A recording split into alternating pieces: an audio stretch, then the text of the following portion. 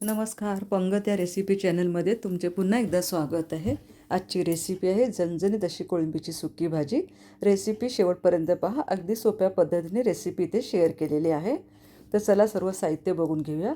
कोळंबी घेतलेली आहे, स्वच्छ साफ करून 2 ते 3 पाण्याने स्वच्छ धुवून घ्या. त्यानंतर कोथिंबीर घेतलेली आहे, अर्धा इंच आलं, 10-12 लसूण पाकळ्या आणि 4 हिरव्या मिरच्या. कोकम आगळ घेतलेलं आहे 1 चमचाभर, तो बारीक चिरलेले घ्यायचे आहेत. मालवणी मसाला घ्या 1.5 चमचा, मीठ चवीनुसार, गरम मसाला अर्धा चमचा, 1 चमचा धने जिरे पावडर आणि अर्धा चमचा हळद घेतलेली आहे. आता आपल्याला ना हे कोकम आगळ कोळंबीला लावून 10 मिनटासाठी असंच मुरत ठेवायचं आहे. ते कशासाठी? त्यामुळे उग्र वास कोळंबीला येत नाही आणि कोळंबी छान चवीला लागते. इथे साधारण 2 टेबलस्पून इतकं तेल गरम झाल्यानंतर आपल्याला सर्व कांदा चांगला गुलाबी रंगावरती परतवून घ्यायचा आहे. कांदा चांगला गुलाबी रंगावरती परतून झाल्यानंतर आपण जे टॅमॅटो बारीक चिरून घेतलेले आहेत ना, ते घालायचं आहे. कांदा आपल्याला एकदम अगदी करपवायचा नाही आहे. अगदी बेसिकच रेसिपी ते मी शेअर केलेली आहे.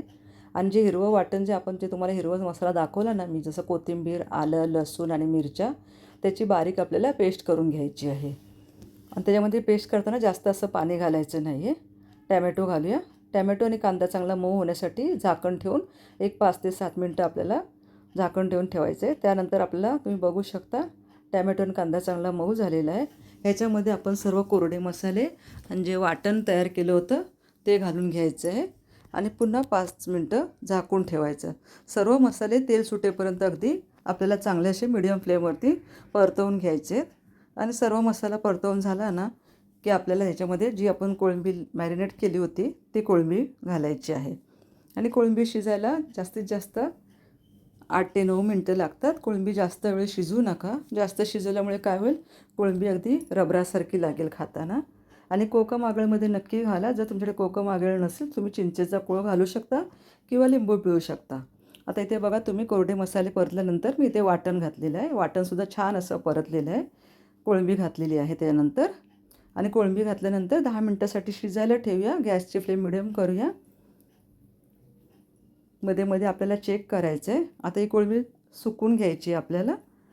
तुम्हाला जशी लपतपीत पाहिजे, जशी पातळ पाहिजे त्यानुसार तुम्ही याच्यामध्ये पाण्याचं प्रमाण वाढवू शकता. मी याच्यामध्ये पाणी घातलेलं नाही आहे. मी ही कोळंबीच्या पाण्यावरती आणि कांदा आणि टॅमॅटोच्या याच्यावरती शिजवणार आहे. तुम्ही बघा, कोळंबीची भाजी आपली तयार झालेली आहे. वरून कोथिंबीर घातलेली आहे. कशी वाटली तुम्हाला झणझणीत अशी कोळंबीची सुकी भाजी?